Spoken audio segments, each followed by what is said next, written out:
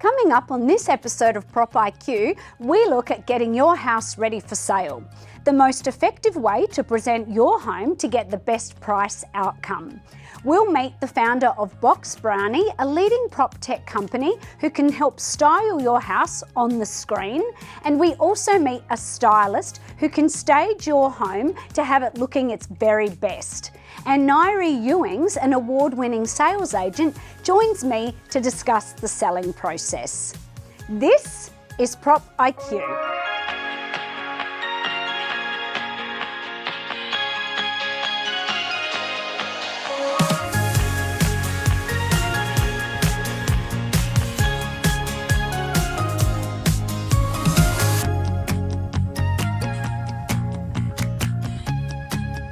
Hello and welcome to Prop IQ, a show produced by the REIQ to provide helpful insights into the real estate sector for both property professionals and consumers.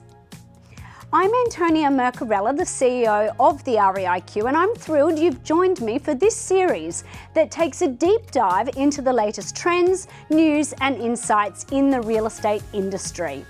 Our last episode was all about auctions, the benefits of using them and what to expect when going through the process. We heard from reigning REIQ Auctioneer of the Year, David Holmes, with his expert opinion on auctions. And of course, we met Colleen, who had recently sold at auction. Plus, Caitlin Ezzy provided some great insights into data around auctions. If you'd like to check out our auctions episode, it's now available to watch on demand at any time. Just go to reiq.com and click on Prop IQ. And don't forget, we love hearing from you. So if you're watching, please jump in the chat and make plenty of comments. And of course, be sure to ask us some questions. This episode is all about getting your house ready for sale. Selling your home can be a very stressful process, from appointing an agent to holding an open home to signing a contract of sale. There are so many unknowns to navigate. The reality of selling is that appearance and presentation really matter. Sellers should prepare themselves for the maintenance and presentation time it takes to successfully sell a property. When there is a for sale sign out the front of your home, it's imperative that the gardens and lawns are neat. If you are still living in the residence, then open homes can be an imposition. When it comes to the inside of the property, focus on safety and good working order. Consider you are entering the home for the first time and look for obvious and easy things to fix. For example, hinges, doorknobs and light switches. The recent spike in construction and labour costs may mean that any major renovation works may not get you a capital return. Also, think about who your target buyer is. Is it an investor, a young family, downsizers, or perhaps interstate migrants seeking a better lifestyle here in Queensland? Answering this question will help shape the way in which you present the house. And when it comes to presenting your house, there are a number of products and services to help you out. She matched the trees to the colour scheme. Yes, the beautiful ocean's behind, but Liane picked up on the tones of the tops of the trees that we're also in.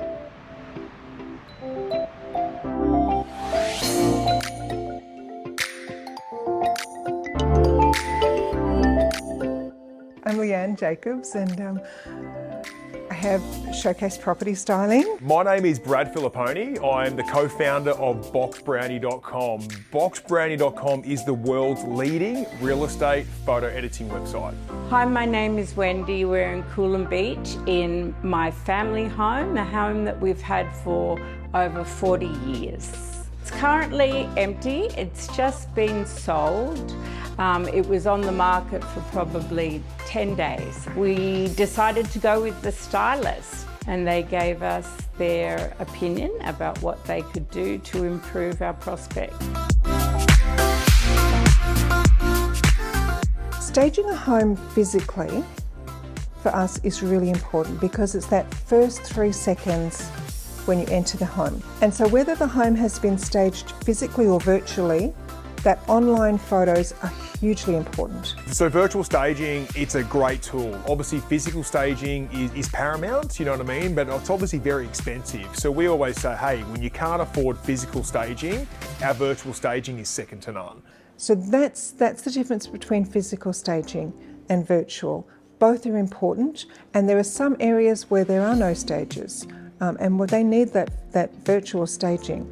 We loved what they did and it made the sale very quick. If people cannot afford physical staging, they've got to have the virtual staging to get buyers through the door. We are that company that makes sky blue on an overcast day, or we can green your grass in your real estate photos. With the researching about stylists, we anticipated being able to get between, around 5% an increase on the price. And we certainly did get well and above over that. Studies have shown that most buyers will view a home for 5 to 10 minutes. In a staged home, they can stay for 45 minutes. The most satisfying part of our job is when clients phone us and say they've had a fantastic sale and the buyers are so excited to be moving in. Box Brownie could do multiple things. We're just another tool in an agent's or a homeowner's tool belt. The concept of Box Brownie is, real estate agents, photographers, anyone who's trying to market a home, like whether it's for sale or for rent. There's nothing better than using a professional photographer and a great camera. However, if you are a homeowner, tight on a marketing budget, you might have an open listing with a few agents. Yeah, you can use your mobile phone these days and take stunning images. The home will always dictate the style that we need to stage. So we highlight the house's best features, and staging is great. And so many agents wouldn't even sell a home without having it staged. It worked for us. It worked perfectly for us in a way to attract more buyers on the ground. Yeah, it was very suitable for our situation. Some great insights there. Thanks so much to Brad and Liane for helping us put that story together. And now, to give us an agent's perspective on the selling process, I'm joined by Nyree Ewings. Nyree is one of Queensland's award-winning agents and is also the chair of the REIQ sales chapter and a leading sales agent with LJ Hooker in Cleveland. Nyree, welcome to the show. Thank you so much. It's really great to be here. Great to have you with us. Thank you. So let's start with the first question, which is of course the role of a sales agent in the selling process. What is it about that role that makes it so critically important? Oh, I think there's that's a multifaceted answer, to be honest, but I think the critical points around having an agent is having somebody who can be a really neutral party, somebody who's not emotionally connected to a property that can represent you, somebody who can professionally represent the sale of the property and hopefully create some competition with multiple buyers for an owner. Yeah, great. And of course, Nyree, we do know that sometimes sellers are tempted to adopt the do-it-yourself model to save some dollars. Definitely. Obviously, we both have a view on that, but let's talk about the advantages of using a professional sales agent. Yeah, sure. Well, I guess the advantages with using a sales agent is somebody who's completely independent, somebody who can, create that competition like I just sort of touched on a little earlier, understand, the legislation requirements as well. So not just things about pool safety or smoke alarms, but how to create that competition between the buyers, how to do it in an ethical and a really professional manner, to understand the difference in the terms and conditions, and to use those leverage points to, of course, increase the sale price as well, or the offer price for the owners to consider too. Yeah, I think they're really important points. I think it can be incredibly challenging to sell your own property and of course to have to deal with all of the questions and phone calls and to do that in an objective manner. And of course we know that sales agents often have that database of interested parties that makes such a critical difference. Because it's something that we deal with absolutely every single day, and we're in the field every single day. You're right, we're having all of these conversations with buyers and with sellers all of the times. you know, and I guess even sometimes real estate agents try to sell their own properties too. I guess one of the parts that people would struggle with trying to represent themselves is, of course, receiving some of the negative feedback, or buyers not being able to be open or honest about how they really feel about the home or its position in terms of the market. Yeah, that's right. And I know that over the years we've sometimes heard those anecdotes about people who have started the process selling the property by themselves and have later on decided that they do need the assistance of a real estate agent. So it can actually end up costing you some precious time as well. Definitely. Now, let's talk about street appeal. We talk a lot about the importance of street appeal when we put our property on the market. People will do drive-bys. So tell us about how you can really elevate the street appeal of a property and where you should be investing your dollars. Yeah, absolutely. Well, street appeal is so important because I guess a lot of people like to judge a book by its cover. They like to see something that's really impressive from the front to begin with to sort of entice them inside. You know, so things that can be done to improve value or improve appearance from the street and that curb appeal would be things like, you know, a little bit of landscaping, whether that's sort of bringing in some fresh mulch, making sure the lawns are looking good, neat and tidy, snipped as well, so whipper snip too. And then of course it could be a little bit of fresh painting or ensuring that the fencing looks good from the front as well. Even a pop colour if there's some plants and things like that too. Yeah, and I think those are things that don't need to cost the world but can make such an extraordinary difference. Definitely. So now I want to talk a little bit about the types of costs associated with selling your home. Sometimes sellers don't understand the difference between an agent's commission versus the money that is invested into marketing and promotion. So how do you go about explaining that to a seller and explaining why both are different but important? I guess the opportunity to meet somebody face to face, you know, is always a better chance to sort of explain the difference between the two fees and that they are two separate items. Of course, it does influence when other agents around you, of course, are including them all in as one particular fee as well, I guess, and sort of hiding it all inside the commission or charging a higher commission to cover those things too.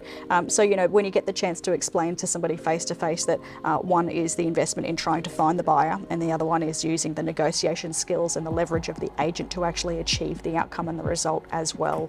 But you know, sometimes you only get stuck sort of explaining things either via an email or even sometimes via a text, which can be also challenging, or people just want to know the upfront fees before they sort of dive in to understand the value difference in those positions behind each agent and the experience that's there as well. Yeah, and we know that marketing dollars make such an important difference because ultimately, in an ideal world, we want to get as many eyeballs onto that property as possible so that we can really throw that net out far and wide and look for that right buyer. Absolutely. So Nyree, let's now talk a little bit about the sale of a tenanted property because this can be quite challenging and quite unique to selling, if we compare it, selling an investment property that has a tenant in it versus selling a family home, for example. There are some legislative constraints. Sure. So what advice can you give to people who are embarking on that process? As a seller or as an agent or as both? Well, probably both, yeah. Sure. I think from the seller's perspective and from the agent's perspective as well, and I deal with a lot of tenanted properties down our way as well, so selling them that either have long-term tenants in place, that either have long leases in place, and or some that are sort of, you know, just a couple of months out from expiring as well. So I am really experienced in that field, but I think it's about respecting the person who's there and respecting their space as well. You know, just like you would with any seller, I would treat the tenant exactly the same way and explain the process to them, invite them on that journey with you so they can understand that it's a common goal of what we're trying to achieve. But, you know, if they say no to something, you know, trying to be understanding instead of forcing down the situation. I've got a tenant at the moment and they've agreed to the first 2 weeks of open homes and you work in together. Yeah. You know, so if that's, you know, sort of buying them a bottle of wine or buying them a candle as a gift to say thank you, you know, right at the start of the process, because you know that the whole selling process is about to inconvenience the tenant as it does any owner. Yeah. I've never met a buyer, a tenant or an owner that's so excited to see me every single Saturday for an open home. So, you know, again, it's just about respecting their personal space and about finding some common ground to work together and move forward from there. Yeah, I think they're really important comments. I think communication is key, but as you say, recognising that it is an inconvenience for the tenant, and so therefore it's important to be respectful and work around their needs and their interests too. So that's good advice. And just finally, we're in a very fast moving market, but markets do change. So the seller looking to establish the right asking price for the property. We know that sellers can sometimes base that asking price on their needs rather than market conditions. So maybe some advice for anyone out there who is thinking about selling and trying to find the right way to determine the price. What are some good tips? Well, of course, interviewing more than one agent, and I know I'm an agent saying that, but I think it's important to get a feel for what other people believe is achievable in the market, and also taking into consideration the marketing strategies that are working in that particular area, not ones that you've necessarily used before and you know sort of 6 hours away, or sort of half a country away, because sometimes your experience and how that's led and guided you there may not be the same sort of effective tools that are actually in your local space as well.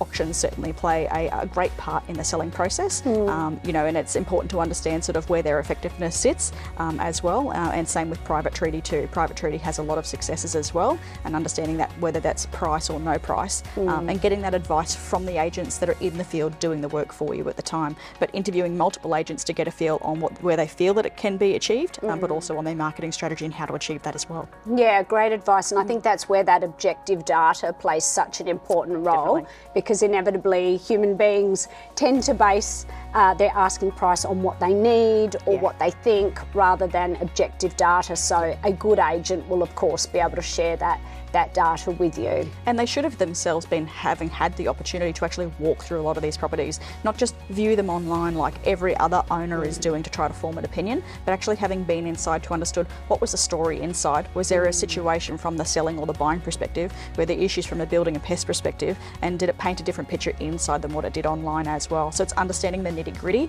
to actually sort of give really, really quality and great advice to an owner. Yeah, that's excellent advice, Nyree. Thanks so much for joining us. Thank you, I really appreciate it. Well, there's definitely a lot to consider when getting your house ready for sale. But as we've seen, there are products and service providers that can make the process easier and help you get a premium price for your property. As always, when looking for an agent to help sell your house, make sure they are an REIQ accredited agency. This is the part of the show where we want to hear from you. If you have a question about getting your home ready for sale, make sure you comment so we can help you out. In the meantime, we've had some viewers submit some video questions. Let's take a look. Hi Prop IQ, my question is, how do I choose the right real estate agent to sell my home, and how can I be confident in determining the asking price? This is such an important question when it comes to selling your home. Choosing the right agent will make such a key difference to the process.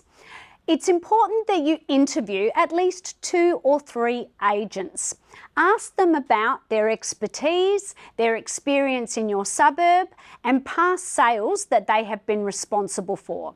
Don't be afraid to ask about client satisfaction rates and client testimonials. It's always a good idea to talk to friends and neighbours and colleagues about their recommended agents.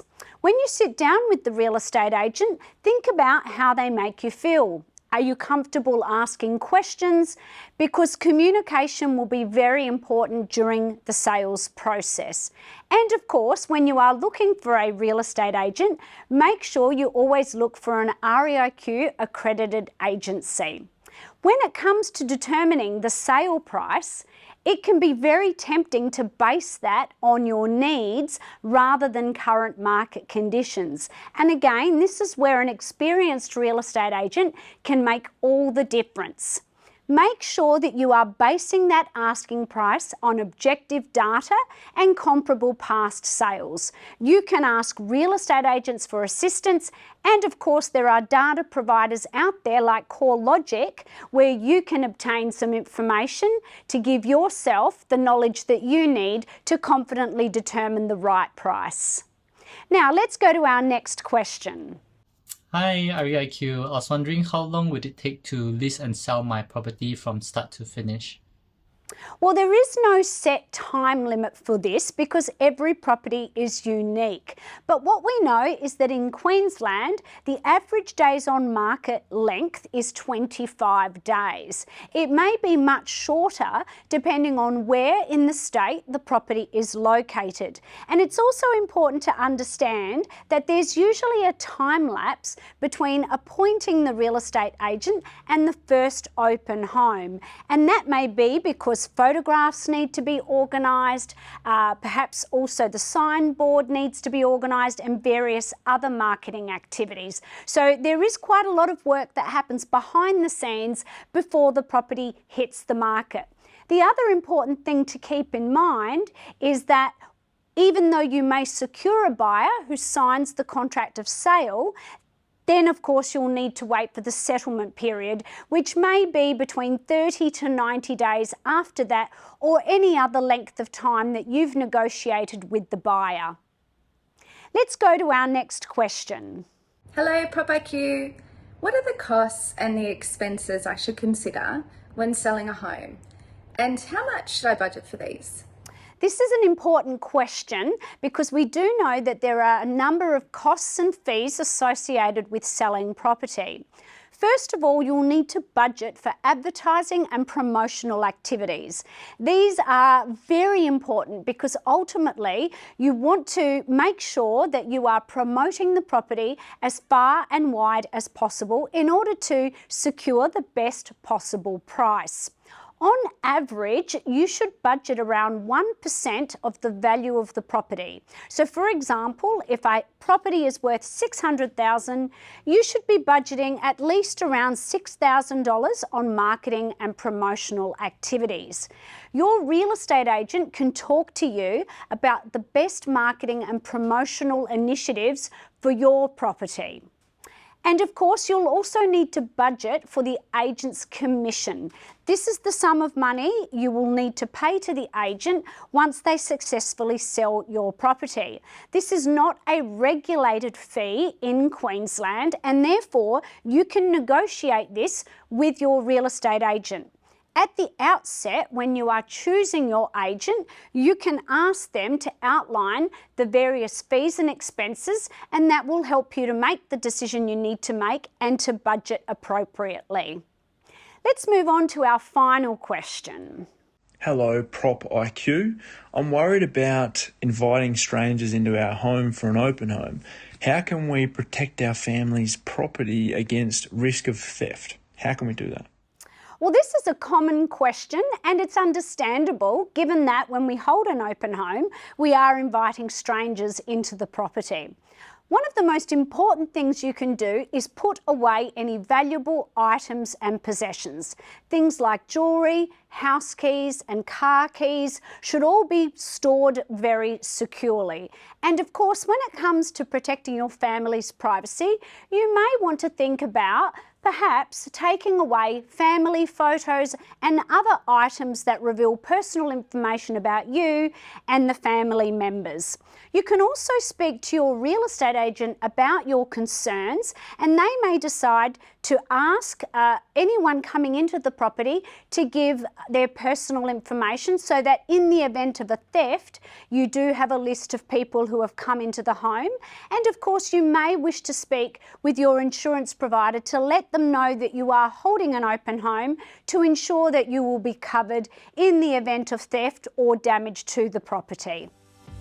There were some great questions in there, and thank you for taking the time to submit them. And don't forget, if you've got any other questions or any feedback for us, make sure you comment so we can respond to you. And if you'd like to be part of our Q&A segment or appear on the show in the future, make sure you follow us on social media. And a final reminder, please always remember to seek your own independent legal advice whenever purchasing or selling a property. Every property transaction is unique, so the answers and information I've provided today are general information only. And you should always seek your own independent legal advice that is tailored to your specific needs and circumstances. And that brings us to the end of this episode of Prop IQ. I hope you found it informative, and don't forget to share this video with your family, friends or colleagues, because you never know, they might just need a hand to demystify the process of buying, selling or renting. See you next time.